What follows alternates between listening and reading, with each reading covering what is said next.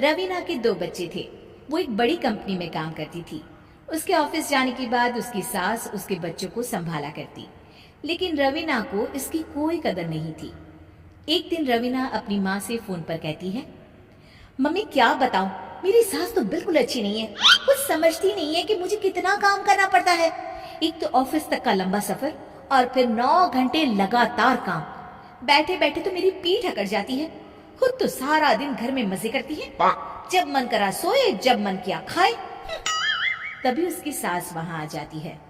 अच्छा माँ, मैं बाद में आपको फोन करती हूँ।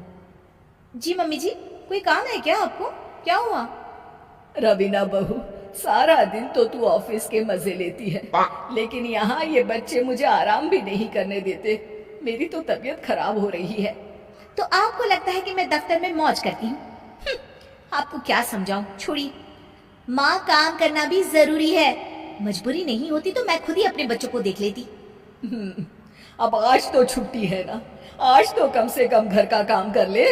बहू काम शुरू करती है। बच्चे के साथ काम करना उसके लिए असंभव हो जाता है।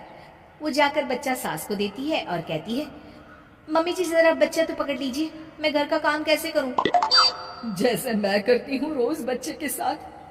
तुझे बताऊं तो तू सोचती है कि कोई बड़ा काम तो है नहीं, बच्चा तो सोता रहता है। अब देख लिया। खैर, बस मैं यही तुझे समझाना चाहती थी। ला, बच्चा मुझे दे और काम कर। बहू मुंह बनाकर वहां से चली जाती है। वो मन में सोचती है, बात तो सही है, बच्चे के साथ घर का काम करना असंभव है। वो किसी तरह काम करती है और अगले दिन ऑफिस के लिए निकल जाती है।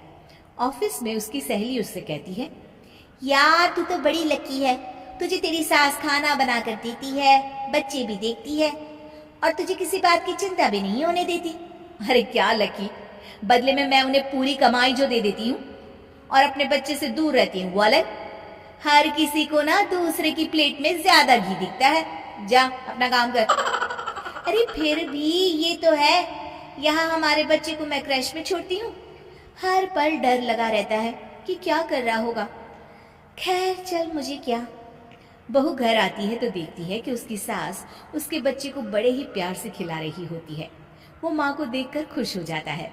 बहू मन में सोचती है कि बात तो सही है, सासू माँ सारा दिन काम करती है, मैं ऑफिस से आकर भी काम नहीं करती हूँ। वो सास के पास जाती है और कहती है, माँ जी थक गई आप? और क्या, सारा दिन चक्कर घीनी की तरह पूरे घर में घूमती रहती हूँ और अब उम्र भी नहीं रही। लेकिन चल तू बता, क्या हुआ, कुछ काम है क्या? बहू कुछ नहीं कहती, मुस्कुराकर वहां से चली जाती है। लेकिन अगले दिन सुबह सुबह बहू सास से पहले उठकर उन्हें चाय देती है। अरे आज सूरज कहाँ से उगा है, तू पहले उठ गई। चल अच्छा किया, मरने से पहले तेरे हाथ की चाय तो पी ली। चलो अब चलकर किचन में लगूं। माँ जी, आपको आज से काम करने की जरूरत नहीं है। काम करने की जरूरत नहीं है मतलब? क्या तू करेगी आज से सारा काम? इतने अच्छे तो हमारे नसीब नहीं है भाई।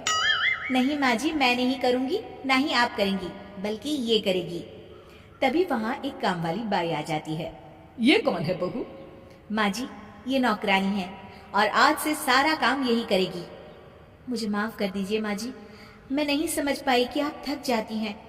आज से आप सिर्फ आराम करिए और मुन्ने के साथ खेलिए।